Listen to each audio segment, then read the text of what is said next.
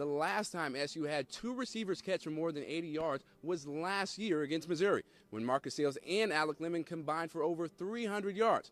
But the current crop of receivers know now's their time. Syracuse had many positives to take away from its 81-46 victory over Ryerson, but where SU really shined was in the paint. And when it's all said and done, Morris and McFarland say they hope to just live up to the legacy of the past SU greats.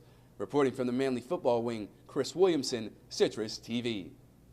While the SU men's basketball team started practice on September 27th, the SU fans got to see their first look at the 2013-14 squad. After a scoreless first period, Southern New Hampshire wasted no time getting on the board in the second, as Bethy Ladeau found Emily Fogarty for her first goal of the season on a free kick.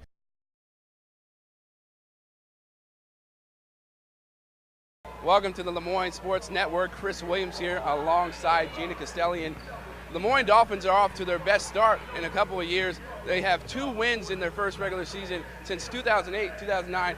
Part of the reason why, Coach, is because of Emily Greer. What makes her so effective? Welcome back to Orange All Access. Chris Williamson here with Kayla Trainer. And Syracuse coming off a 16-4 victory over Cornell.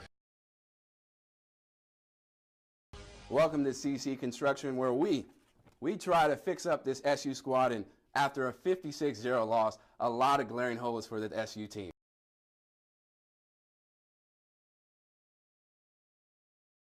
Syracuse has a long history of churning out 1,000-yard rushers. From the likes of DeLon Carter and Antoine Bailey to Jerome Smith last year, it's a staple of the program. But with Smith possibly headed to the NFL and senior running back Prince Tyson Gully graduating, a changing of the guard is in order. We just have to step up, just like they did when Antoine Bailey and DeLon Carter left, so we just have to step up. Against Maryland in a top 5 Florida State defense, redshirt freshman Devontae McFarland and George Morris II gave a glimpse into the future, rushing for over 200 yards combined. I just followed my rules and followed what my coach did and tried my best out there. It just gives you more confidence and just something to build off of, and knowing that going forward that you have something to look forward to and just something to keep you pushing. You know, George is a very physical runner. He was running up in the holes and he wouldn't go down. And then Devontae, you know, he has a great ability to take on hits but also make people miss an open space. Along the way, Coach Jordan McDonald and the veteran backs have given advice to the young guns for when their time comes. Just being patient is key, learning while you're on the sideline and just taking it all in, and then when you finally go out there, and just do what you've been taught to do.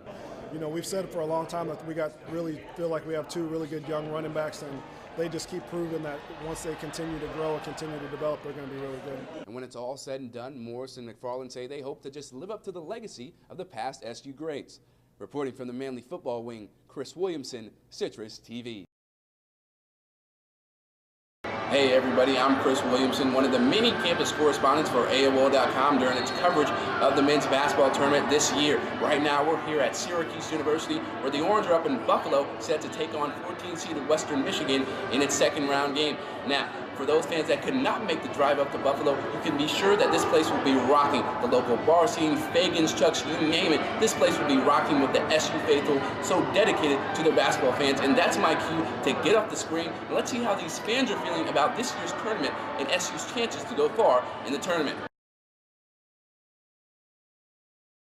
Well, just a couple weeks ago, SU sat atop the college basketball world. #1 in the land, 25-0, and looking like a team of destiny. But before its big date with Virginia, the Orange man had just 1 win in 3 games and almost lost that one. Add to the mix an ailing Jeremy Grant and a sputtering offense, Cuse needed a near-perfect game to leave UVA with a W. To be in the NBA or to be a Dookie? Ah, yes, that is the question Duke freshman Jabari Parker wrestled with for weeks about his future in basketball. And finally, he is at peace with his choice. Unlike the SU football team, it's been a season of mere disappointment for the New York Knicks. At 19-29, Carmelo Anthony and the Knicks have lost 2 in a row, including a dud to the struggling Milwaukee Bucks. And on Wednesday, the schedule became even tougher against the Trailblazers, one of the top teams in the league. The Knicks were 11-16 at home. Anthony trying to get back into the winning ways. Early on, though, it didn't look like that would happen. Tim Hardaway blocked, leads to a fast break. Nicholas Batum gets a slam, and Trailblazers are up by 5. Later on, Anthony gets a rejection of his own, and he's going to get rewarded, of course, with the one-handed flush. Knicks down just 1. It's taking now to the 3rd quarter. Great ball moving by the Trailblazers. They had a great shooting day, shooting 38% from three-point range. Wesley Matthews with that one puts them up by 4. But the Knicks would come back, even though looks like a lot of the fans left. Tim Hardaway Jr., give me all 3 of these. Knicks down just by 2. But the Trailblazers show why they're one of the best teams in the NBA. LaMarcus Aldridge had a bad shooting night. We're not right there. Didn't matter. The Portland Trailblazers going to win 94-90.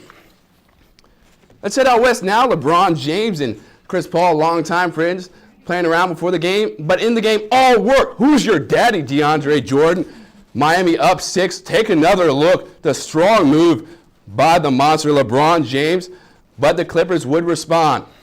Jamal Crawford, not a little crossover, little pull-up jumper over. He got game. Jesus Shuttleworth. Clippers just down 2, but the Heat, as they often do, close out the game. Dwayne Wade draws the defenders, and Ray Allen, yeah, he's got game as well. Miami would go on to win the game 116-112 and get their first victory over the Clippers since 2007.